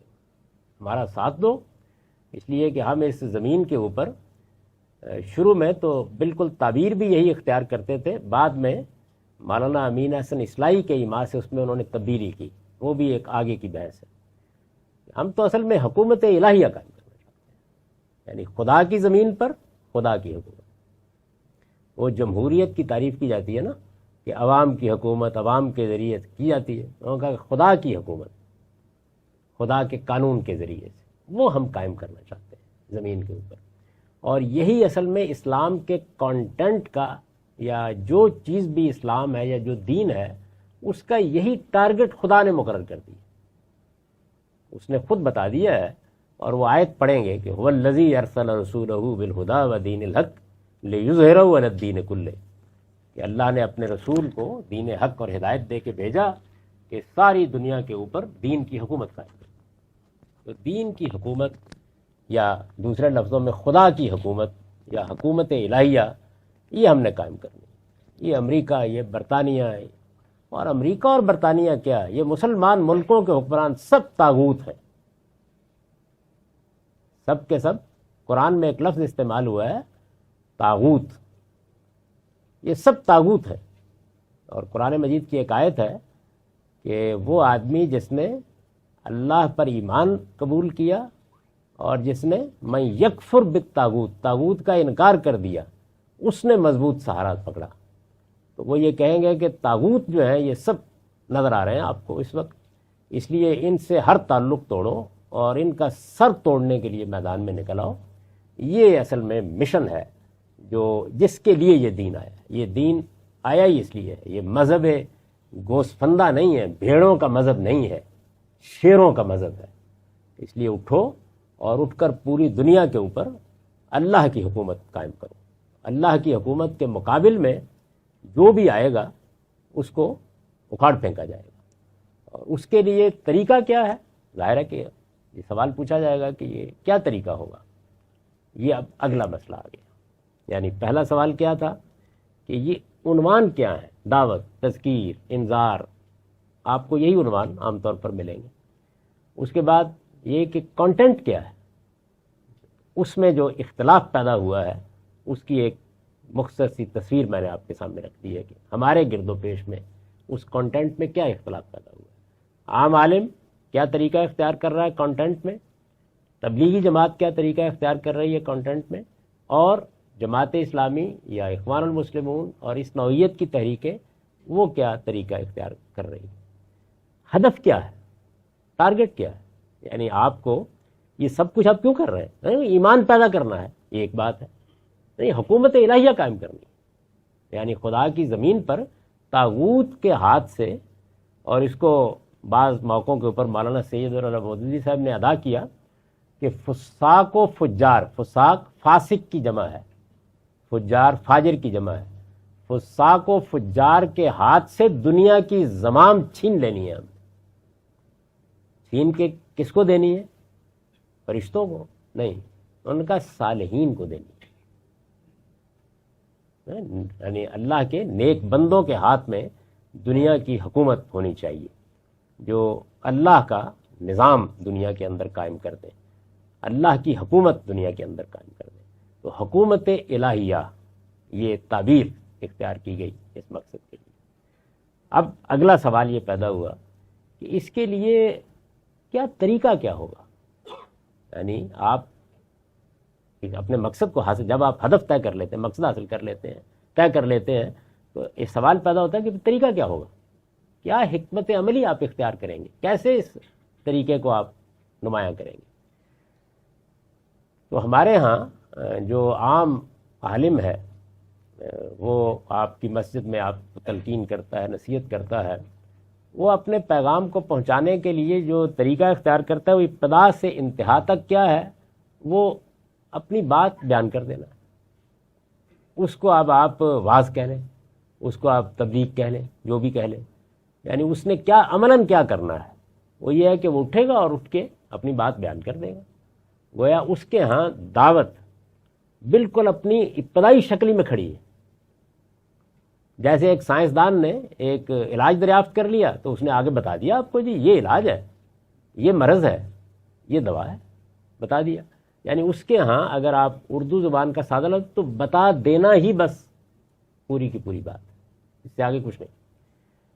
تبلیغی جماعت وہ یہ کہے گی کہ یہ ایمان کی جو کیفیت ہے یہ اس وقت تک پیدا نہیں ہو سکتی جب تک کہ آپ اپنے آپ کو دنیا کے اندر سے اکھاڑ نہ لیں، یعنی جو ہدف ہے وہ حاصل ہی نہیں ہو سکتا۔ آپ کاروبار میں بیٹھے ہوئے ہیں، وہاں پہ جھگڑے کر رہے ہیں لوگوں کے ساتھ، سودا بیچ رہے ہیں، آپ کی ساری توجہ اسی میں ہے کہ کتنے پیسے آ گئے، کتنے چلے گئے۔ آپ اپنے ملازمت میں بیٹھے ہوئے ہیں، وہاں پر آپ بحث کر رہے ہیں، کوئی اپنے باس کے ساتھ کوئی جھگڑا کر بیٹھے ہیں، کوئی لوگوں کے مسائل حل کر رہے ہیں، انسانوں میں آپ خدا پر ایمان، اس کی تو کیفیت ہی ختم ہو گئی ہے۔ تو آپ چھوڑیں، نکلیں، آپ کو نکلنا ہے میتھڈولوجی، یعنی آپ نے نکلنا ہے، اور نکل کر آپ نے کیا کرنا ہے، نکل کر بتانے کا عمل کرنا ہے۔ یعنی دیکھیے جو عالم تھا اس کے ہاں بتانے کا عمل، بس یہیں سے بات شروع ہوئی، یہیں ختم ہو گئی۔ یہاں پر نکلنا ضروری ہوگا۔ اب یہ نکلنا جو ہے، میں اس کی تفصیل نہیں کرتا، اس کی وجہ یہ کہ اس سے آپ واقف ہیں کہ نکلنے سے مراد ان کی کیا ہوتی ہے۔ اس میں پھر انہوں نے تقسیم کیا، 3 دن کے لیے نکلیے، 24 گھنٹے کے لیے نکلیے، چلیے آپ مغرب کے بعد عشاء تک کی نماز کے لیے نکلیے، آپ 1 سال کے لیے نکلیے، لیکن نکلنا ہے آپ کو اس میں، اور نکل کے جا کے بتانے کا عمل کرنا ہے۔ بتانے کا عمل کس کے سامنے کرنا ہے، یعنی چلیے نکل آئے، یعنی آپ نے میتھڈالوجی میں نکلنے کو بڑی اہمیت دے دی، تو اب کرنا کس کے سامنے کرنا ہے۔ پھر ابتدا سے چلیے، یعنی وہ عالم جو ہے وہ یہ کہتا ہے کہ مجھے جس جگہ پہ موقع ملے گا کہ میں اپنی بات کہہ سکوں میں کہہ دوں گا۔ یعنی اس کو آپ ایک مسجد میں امامت یا خطابت دے دیتے ہیں، وہاں اپنی بات کہہ دیتا ہے، یا کسی مسجد میں اگر موقع ملتا ہے یا کسی اور جگہ تو وہ کہیں آپ کو کوئی لیکچر دے دیتا ہے یا اس طرح بتا دیتا ہے۔ یعنی وہ انتخاب کرتا ہے، اس کے لیے کوئی میتھڈالوجی نہیں اختیار کرتا خصوصی نوعیت کی۔ بڑی آپ کہہ سکتے ہیں موجودہ زمانے میں اگر کچھ ہوا ہے تو وہ یہ ہے کہ ایک عالم محسوس کرتا ہے کہ مجھے اپنی بات کہنے کے لیے کوئی پلیٹ فارم موضوع نہیں مل رہا، تو وہ کہتا ہے اچھا میں اپنی ایک الگ مسجد بنا لیتا ہوں۔ یہ بھی ایک میتھڈالوجی ہے، ایک طریقہ ہے، ایک حکمت عملی ہے، چلیے میں اپنی ایک مسجد بنا لیتا ہوں۔ تو مسجد میں چونکہ لوگوں کو جمعے کے جمعے آنا ہی ہوتا ہے تو وہاں میں اپنی بات بیان کر دوں گا۔ تو بتانا ہی ہے، اس نے صرف یہ ہے کہ بتانے کے لیے پلیٹ فارم کی ضرورت تھی، تو وہ اس کو مل گیا، اس نے وہاں بتا دیا، اس کو نہیں ملا اس نے اپنا بنا دیا۔ اصل مسئلہ ہے بتانا۔ کس کو بتانا ہے؟ جو آ جائے. یعنی آپ اس نے مسجد بنا دی ہے، اب جمعہ پڑھنے کے لیے آنے کا انتخاب تو آپ نے کرنا ہے. وہ محلے کا آدمی آ گیا، وہ دور کا آدمی آ گیا، وہ کوئی کسی دوسرے ملک سے سفر کر کے آ گیا، آ جائے. تبلیغی جماعت یہ کہی کہ نہیں، بتانے کا یہ عمل دنیا کے آخری کونے کے ہر انسان تک کرنا ہے، اور یہ تم میں سے ہر شخص کی ذمہ داری ہے. یعنی ہر آدمی کی ذمہ داری ہے اور وہ بہت دردمندی کے ساتھ تقریر کریں گے کہ دنیا اگر جہنم میں جا رہی ہے تو تم کس طرح بیٹھے ہوئے اپنے کاروبار کر سکتے ہو اور اپنے کام کر سکتے ہو. تم نکلو اور نکل کے جا کے دنیا کے آخری کونے میں بھی اگر قطب شمالی میں بھی کوئی اسکیمو اپنی گاڑی چلا رہا ہے اور جا سکتے ہیں تو ضرور جائیں گے. اور اس کے لیے جو جذبہ، جو اخلاص، جو ایک غیر معمولی چیز ان کے ہاں معلوم ہوتی ہے، وہ آپ کو بڑے اعلیٰ علم کی مجلسوں میں ذرا ظاہر میں بہت کم نظر آتی، بہت گہری ہوگی ان کے ہاں. جس شخص نے اس کی بنیاد رکھی، مولانا الیاس صاحب، جنہوں نے میوات میں اس کی بنیاد رکھی تھی، یا بستی نظام الدین میں پہلا مرکز بنایا تھا دلی میں، ان کا ایک واقعہ بیان کیا جاتا ہے، بلکہ دو واقعات. دونوں سے آپ اندازہ کر سکتے ہیں کہ یہ جس کو میں نے بیان کیا کہ کمٹمنٹ، اخلاص، گویا پوری طرح اپنے مقصد کے ساتھ جو والہانہ وابستگی ہے، یہ کس درجے میں کیسے تھی ان کے اندر. دیکھیے، کسی چیز میں غلطی کیا ہے وہ ایک الگ بحث ہے، پہلے اس کا حقیقی تعارف حاصل کرنا چاہیے. ایک واقعہ یہ ہے کہ وہ شروع میں جب ابتدا کر رہے تو میوات میں گئے، اور جا کے انہوں نے، اصل میں ہوا یہ تھا کہ ہندوستان میں اس زمانے میں شدی کی تحریک چل رہی تھی. وہ تحریک یہ تھی کہ بہت سے لوگوں نے، یہ جو اس وقت ہندوستان میں حکومت قائم ہوئی ہے، اس کے پس منظر میں جو وہاں کی ایک مذہبی جماعت ہے، اس مذہبی جماعت کی بنیاد ہی اصل میں اس تحریک میں رکھی گئی. وہ تحریک یہ تھی کہ یہ لوگ باہر سے آئے، انہوں نے آ کے یہاں ہندوستان میں کے لوگوں میں سے کسی کو مسیحی بنا لیا، کسی کو مسلمان بنا لیا، تو ہندوستان کی سرزمین کو انہوں نے تقسیم کر دیا. تو اس وجہ سے یہ ضروری ہے کہ باہر والے جو ہیں ان سے تو بعد میں دیکھیں گے، نمٹیں گے. جو ہمارے ہاں سے لوگوں کو انہوں نے مسیحی بنا لیا، یعنی پہلے وہ ہندو تھے، ان کو واپس لانا ہے. اور بڑے پیمانے پر یہ تھی. اور بعض علاقوں میں جو مسلمان تھے وہ ایسے ہی مسلمان تھے کہ اگر یہ تحریک ذرا زور پکڑتی تو کوئی مشکل کام نہیں تھا کہ وہ، یعنی فرق اتنا ہی تھا جیسے وہ ہمارے ایک دوست کہا جا کرتے تھے کہ بھائی میں نے اپنے گھر کے باہر تختی لگائی ہے، عنایت اللہ ان کا نام تھا، تو کیا فرق پڑتا ہے، کل کو اگر ہندوستان آ جائے گا تو کرپا رام لگا لیں گے ترجمہ کر کے، اس کا کوئی فرق نہیں پڑتا. اسی طرح کی کم و بیش صورتحال تھی اس بعض علاقوں میں. تو میوات میں بھی ایسا ہی تھا، ایسی ہی صورتحال تھی. تو انہوں نے اس وجہ سے ابتدا وہاں سے کی کہ لوگ بالکل دین سے ناواقف، یعنی کسی کو معلوم ہی نہیں تھا، وہ مسلمان ایسے ہی چلے آ رہے ہیں. اس طرح ایک کسان ہل چلا رہا تھا، وہ ہل چلاتے ہوئے اس کے پاس گئے تو انہوں نے کہا کہ بھائی اگر میری تھوڑی سی بات سن لو. وہ اپنے کام میں لگا تو جھٹک دیا ہاتھ، اس نے کوئی خاص نہیں کیا. تھوڑا سا مزید آگے بڑھے اور کہا میری بات سن لو. تو اس نے پھر آگے سے کوئی توجہ نہیں دی، پھر تھوڑے سے اور آگے بڑھے تو کسان نے اشتعال میں آ کے تھپڑ مار دیا ان کو، اور اتنے زور سے مارا گر گئے. اٹھے، کپڑے جھاڑے اور کہنے لگے کہ ایک اور مار لو لیکن میری بات سن لو، ایک اور مار لو لیکن میری بات سن لو. یعنی یہ صورتحال تھی جس غیر معمولی جذبے سے، یہ کوئی معمولی بات نہیں ہے، یعنی ہوا شوا ہوتے تو آپ کی انانیت جاگ اٹھتی ہے. آدمی کہتا ہے کہ بھائی میں جہنم میں جاؤ، اگر تم نے جانا ہی ہے، میں نے جو کام کرنا تھا کر دیا، میں اب جا رہا ہوں. لیکن وہ گر گئے تھپڑ کھا کے، اور انہوں نے اٹھ کے کہا کہ ایک اور مار لو، اگر تمہاری اس سے تسکین ہے تو میری بات سن لو. اور وہ بات سنانے میں کامیاب ہو گئے اور حل چھڑا کے نکالنے میں بھی کامیاب ہو گئے. اس لیے کہ یہ ایک ایسی چیز ہوتی ہے، آدمی کا اخلاص، اس کی کمٹمنٹ، کہ جو بعض اوقات وہ پہاڑوں کو دو نیم کر دیتی ہے. یہ ہے ایک واقعہ، ہے، حقیقت ہے. دوسرا واقعہ مولانا سید سلیمان ندوی نے، اگر آپ ان کے نام سے واقف ہیں، ہندوستان کے بڑے جلیل القدر علماء میں ان کا شمار ہوتا ہے. علامہ اقبال نے ان کے بارے میں کہا تھا کہ خانوادہ علم کا آخری چشم و چراغ. اور مولانا شبلی کے وہ شاگرد ہیں، سیرت النبی کی انہوں نے تکمیل کی. ایک بڑے آدمی ہماری تاریخ کے ہیں. وہ خود بیان کرتے ہیں کہ میں غالباً، اگر میں غلطی نہیں کر رہا، کہ لدھیانے کے اسٹیشن پر ٹرین کے انتظار میں تھا کہ میں نے مولانا الیاس بھی وہاں پہنچ گئے. تو انہوں نے دیکھا کہ اچھا یہ ایک مذہبی آدمی ہے، عالم ہے. دونوں ایک دوسرے سے کوئی بہت واقف نہیں تھے، بس سنا ہوا تھا. وہ کہتے ہیں کہ وہ میرے پاس آ گئے، انہوں نے آ کے تو مجھے اپنی دعوت انہوں نے پیش کرنا شروع کر دیا. موقع ملا ان کو کہ ایک آدمی اپنا صندوق رکھے ہوئے بیٹھا ہے، تو میں موقع ہے، میں اس کو دعوت پیش کر دوں. تو انہوں نے اپنا پیغام پیش کرنا شروع کر دیا. مولانا سید سلیمان جیسا آدمی لکھتا ہے کہ بات میں کوئی ربط نہیں تھا، کوئی نظام نہیں تھا، بے تکے طریقے سے ادھر کی بات ادھر کی بات کر رہے تھے، لیکن رو وہ بھی رہے تھے، رو میں بھی رہا تھا. یعنی جو بات کی جا رہی ہے اور بات میں نہ کوئی علم ہے، نہ کوئی بڑی دانش ہے، بڑی حکمت ہے، کوئی بہت ربط و نظم ہے، لیکن جو باطن ہے وہ اتنی قوت کے ساتھ منتقل ہو رہا ہے کہ اپنے وقت کا ایک بہت بڑا عالم بھی ابدیدہ ہو گیا. کہتے ہیں رو وہ بھی رہے تھے اور میں بھی رو رہا. یہ کمٹمنٹ تھی اور یہ ایک طرح کا اخلاص تھا جس سے انہوں نے اس کی ابتدا کی. تو میں گزارش کر رہا تھا کہ میتھڈالوجی جو ہم زیر بحث لا رہے تھے کہ نکلیں اس مقصد کے لیے، یہی چیز جب آپ ان لوگوں کے ہاں دیکھتے ہیں جیسے جماعت اسلامی ہے یا اخوان المسلمون ہے، تو وہاں پر وہ یہ کہتے ہیں کہ یہ جو میتھڈالوجی ہے ہماری وہ 3 سٹیپس میں ہوگی.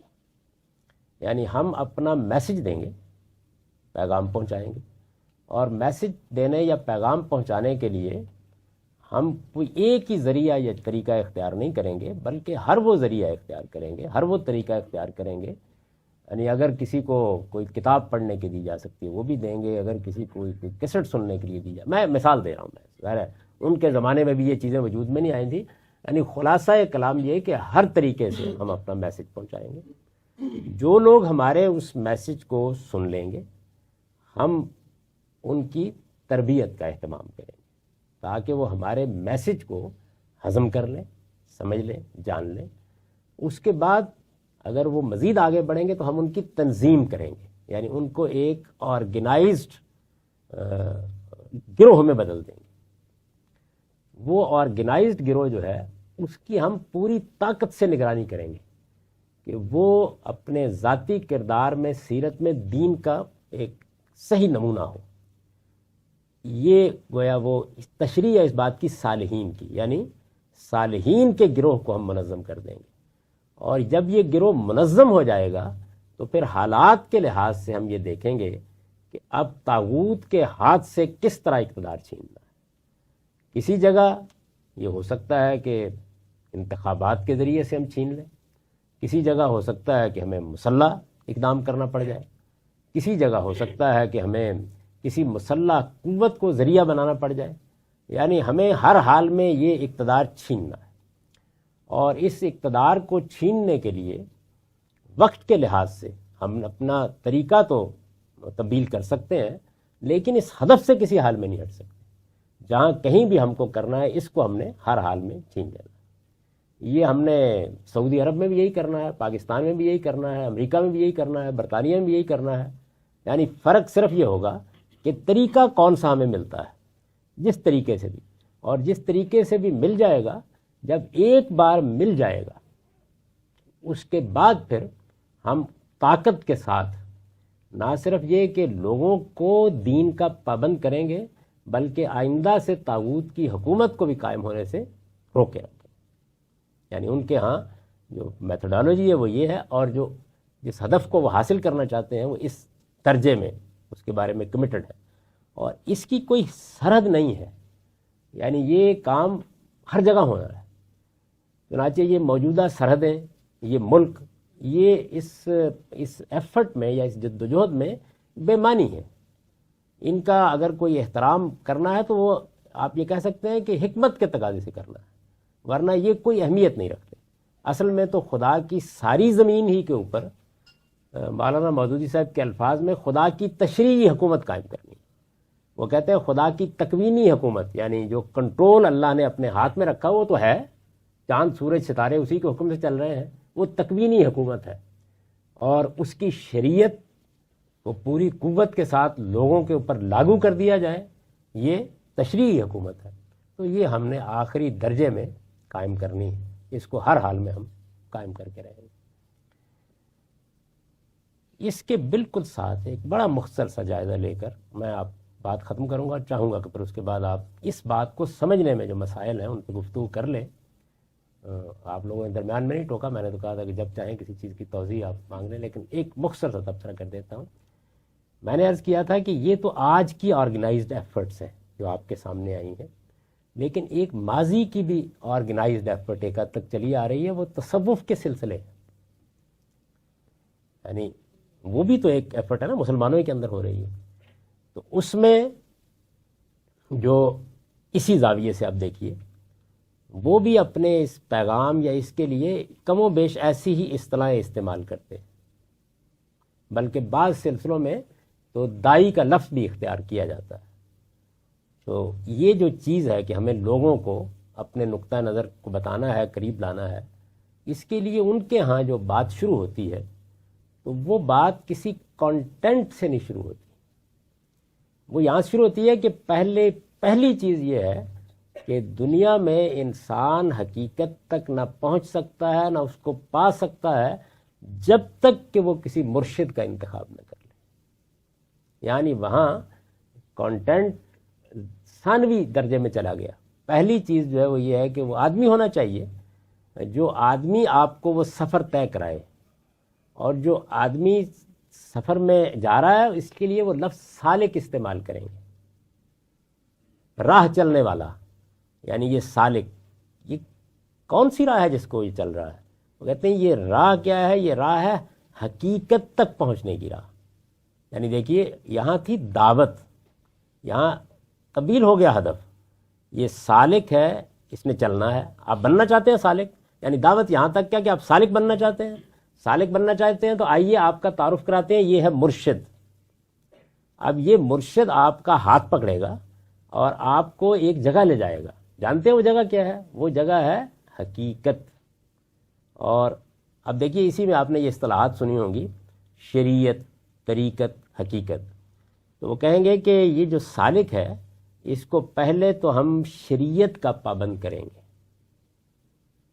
اور پھر جب یہ شریعت کا پابند ہو جائے گا تو یہ بڑا ابتدائی قسم کا نسخہ ہے۔ یوں سمجھ لیجئے جیسے کوئی پرانے زمانے کے طبیب تھے تو وہ بعض اوقات علاج شروع کرنے سے پہلے کہتے پیٹ صاف کرنا ضروری ہے۔ کبھی سنا ہے؟ تو جلاب دیتے تھے، یعنی جب تک وہ معاملہ پہلے نہ ہو جائے آگے دوا نہیں شروع ہوتی تھی۔ ان کا خیال یہ تھا کہ یہ سارا جو طوفان ہے یہ معدے سے برپا ہوا ہے، تو پہلے اس کو صاف کیا جائے گا پھر دعا دی جائے گی۔ تو جلاب لینے کی بھی ایک خاص ثقافت تھی، تہذیب تھی۔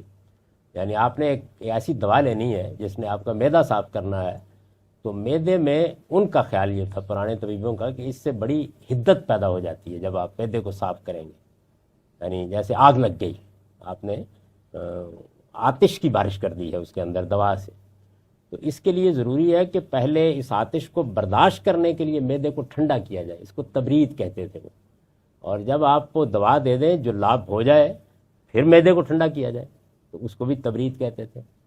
اور یہ جو دوا دینی ہے اس کو مسہل کہا جاتا تھا۔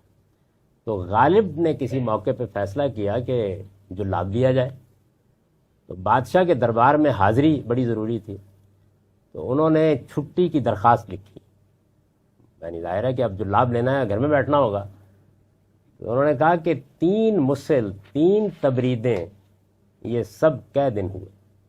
3 مجھے جلاب لینے ہیں، 3 تبریدیں ہیں، دن خود گن لیجئے، چھٹی دے دیجئے۔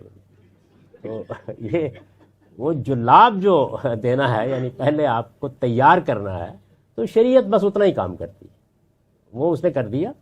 اس کے بعد اگر آپ مرشد کی انگلی پکڑ لیتے ہیں تو وہ آپ کو رستے پر چلاتا ہے، وہ رستہ جو حقیقت کی طرف جاتا ہے، تو اس رستے پر چلنے کے کچھ آداب ہیں، کچھ طریقے ہیں، کچھ ریاضتیں، کچھ مشقیں ہیں، کچھ چلے ہیں، وہ آپ کو کرنے ہیں، اور وہ آپ اس راستے پر چلیں گے۔ تو جب اس راستے پر آپ یعنی رستے میں کوئی خرابی پیدا اگر آپ نے نہیں کی تو مرشد آپ کو حقیقت تک لے جائے گا۔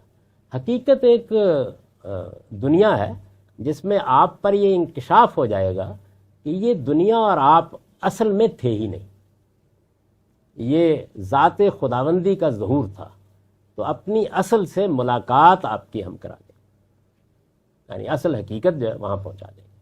ان کے ہاں جو کانٹینٹ ہے وہ بڑا مسئلہ نہیں ہے، وہ ہر مرشد اپنا کانٹینٹ خود ترتیب دے لیتا ہے جو بھی چاہتا ہے۔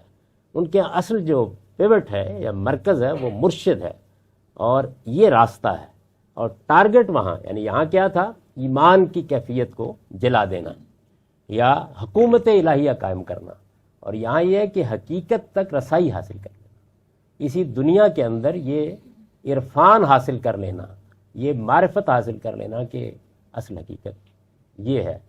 ایسے ہی اس فریب میں ہم مبتلا ہو گئے تھے، ہستی کے مت فریب میں آ جائیے اسد، یہ ان کا اصل میں میسیج ہے بنیادی طور پر۔ اور ہمارے شاعروں کو یہ سارا جو تصور ہے یہ بہت پسند آیا۔ کسی نے کہا ہے کہ تصوف برائے شعر گفتن خوب است، شاعری کرنی ہو تو یا گلو لالا کی اور عارض و رخسار کی ہوگی یا تصوف کی ہوگی، اور تو ہو نہیں سکتی۔ تو یہ بات دور نکل جائے گی کہ اس نے ادب پر کتنے غیر معمولی اثرات کیے ہیں اور کیسا اعلیٰ ادب اس کے نتیجے میں وجود میں آیا ہے۔ غالب کے بہت سے اچھے اشعار جو ہیں وہ اصل میں انہی تصورات کو بیان کرتے ہیں، اور انہوں نے اپنے بارے میں غلط نہیں کہا کہ یہ مسائل تصوف، یہ تیرا بیان غالب، تجھے ہم ولی سمجھتے جو نہ بادہ خار ہوتا۔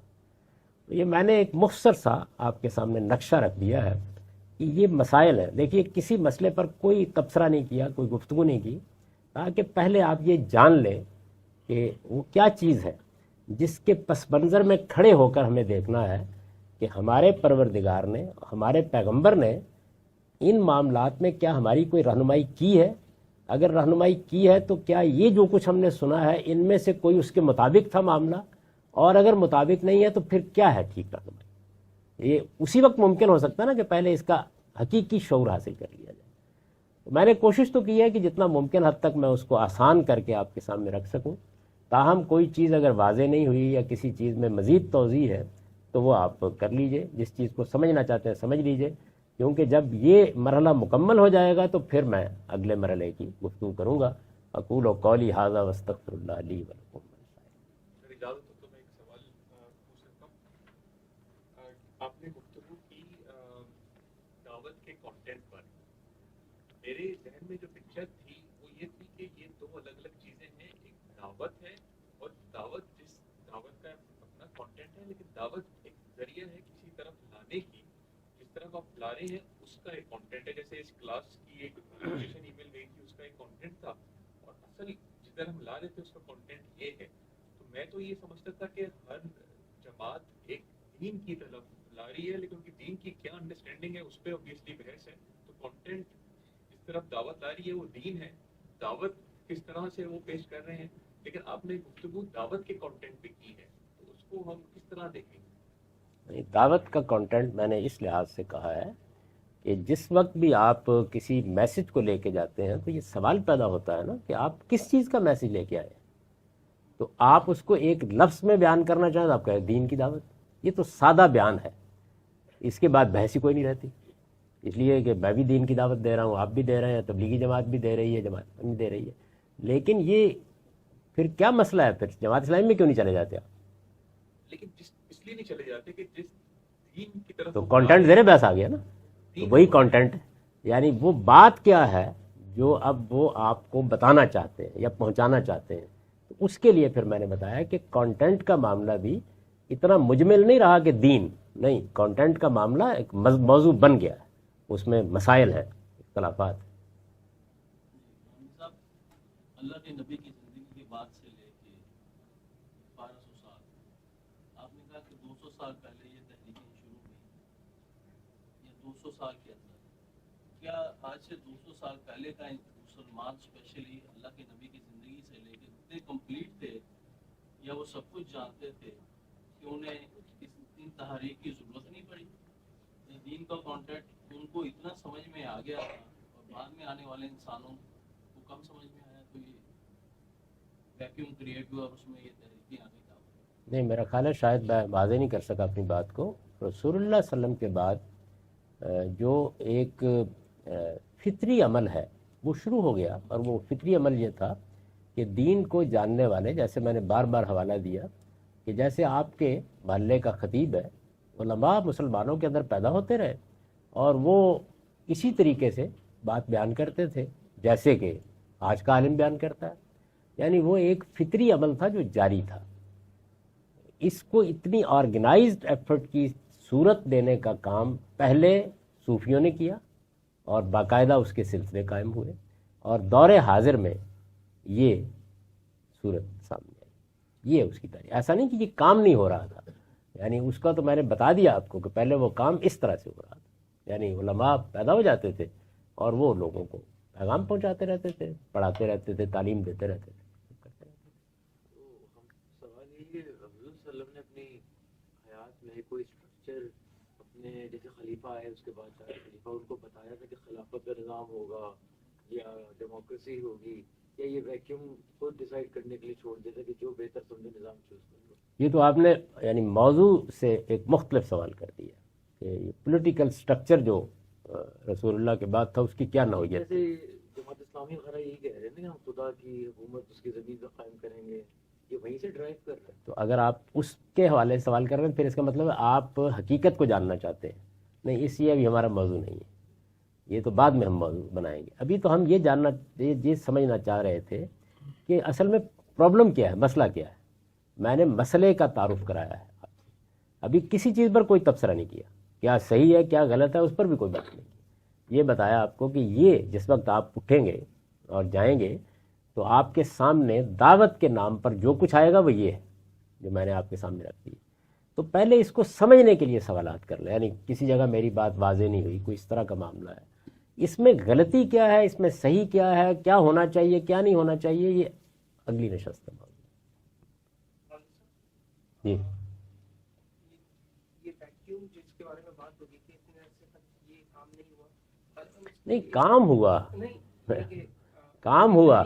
کام کیا کرنے کا میتھڈ انفرادی ہے، آرگنائز ایفرٹ کا طریقہ نہیں اختیار کیا سوائے صوفیوں کے. اس کی میجر وجہ شاید یہ نہیں کہ مسلمان شاید رول کر رہے تھے، زیادہ بڑی جگہ حکومت میں تھے، اس لیے ان کو یہ اس چیز کی کوئی ایفرٹ کرنا فیل نہیں کیا.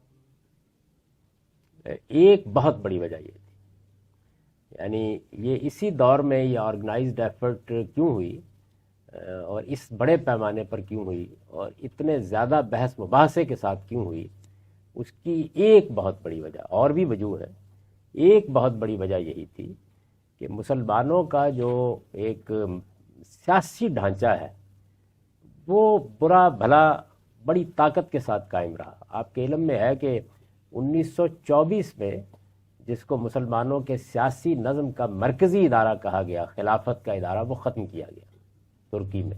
سلطان عبدالحمید وطن چھوڑ کے چلے گئے اور وہاں ختم کر دی گئی خلافت.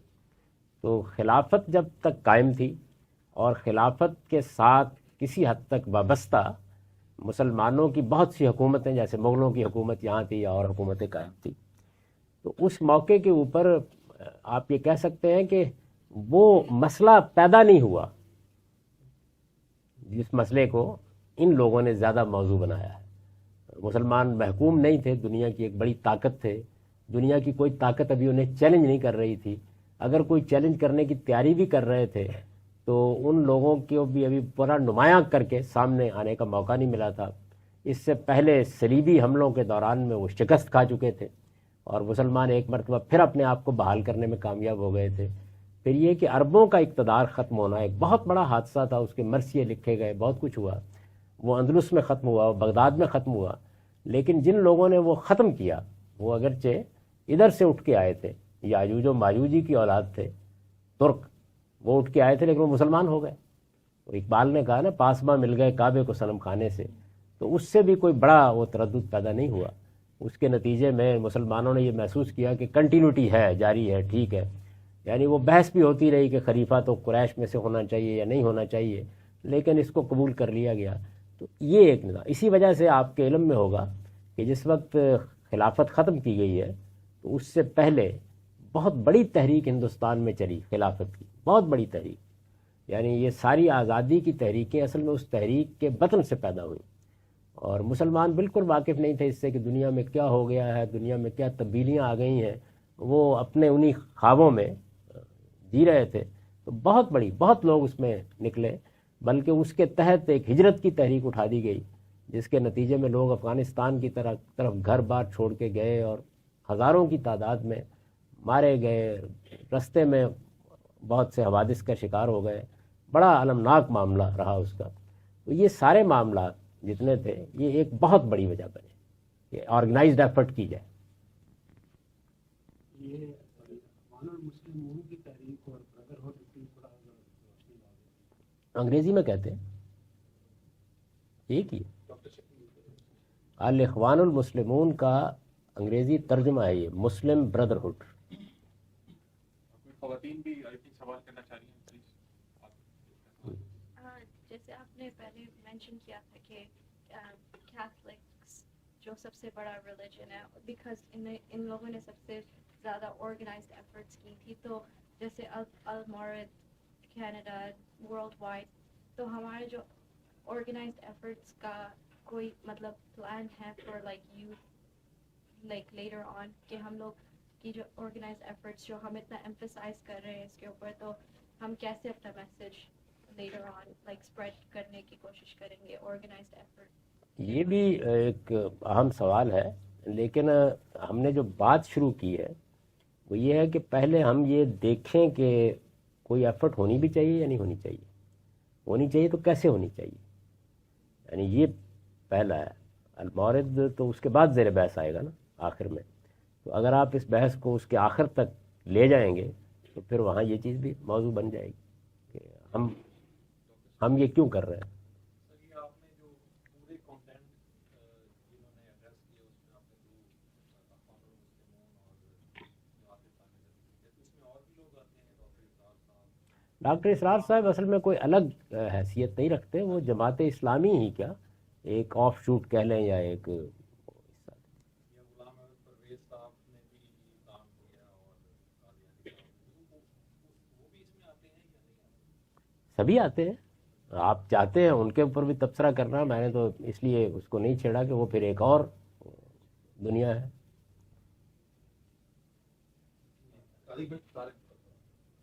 تبلیغی جماعت کے 6 نکات کیا ہیں اور شریعت اور حقیقت کے علاوہ تیسری چیز کیا تھی؟ شریعت، طریقت، حقیقت.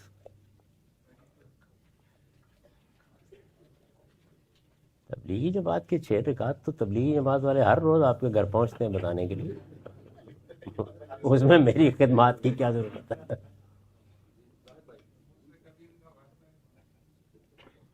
محفوظ رہیے پھر. کیا آپ سمجھتے ہیں کہ علماء کا جو کام ہے کسی ایک ہی پلیٹ فارم سے ہو سکتا ہے یا آپ 2 پلیٹ فارم بھی جوائن کر سکتے ہیں؟ جیسے المورد کا جو پلیٹ فارم ہے اس میں علم اور جو عقل کے اوپر بہت زیادہ زور دیا جاتا ہے، جبکہ تبلیغی جماعت کا جو پلیٹ فارم ہے اس میں اللہ کا توکل، اللہ کی طرف سے جو ہونا یا نہ ہونا، ذکر اذکار جو بہت ضروری ہے. جیسے آج کل کے دور میں بھی آپ دیکھتے ہیں کہ میڈیٹیشن کے اوپر بہت زیادہ زور دیا جاتا ہے کہ اگر آپ کا دل نم ہوگا تو پھر آپ اور ایفرٹ کے ساتھ کوئی وہ جو ہے نا جدوجہد کر سکتے ہیں. تو آپ اس بارے میں کیا کہیں گے؟ یہ تو آپ نے عملی سوال کر دیا کہ آپ بیک وقت، یعنی آپ کوئی پیغمبر تھوڑی ہے، آپ بیک وقت 50 جگہوں پہ کام کریں، کون روکتا ہے اس سے آپ کو. لیکن یہ سمجھ لیں کہ یہ سب ہے کیا. یعنی یہ جو اس وقت نشست ہو رہی ہے، اگر منتظمین نے اس کے لیے صحیح موضوع منتخب کیا ہے، آپ تبدیل بھی کر سکتے ہیں اس کو.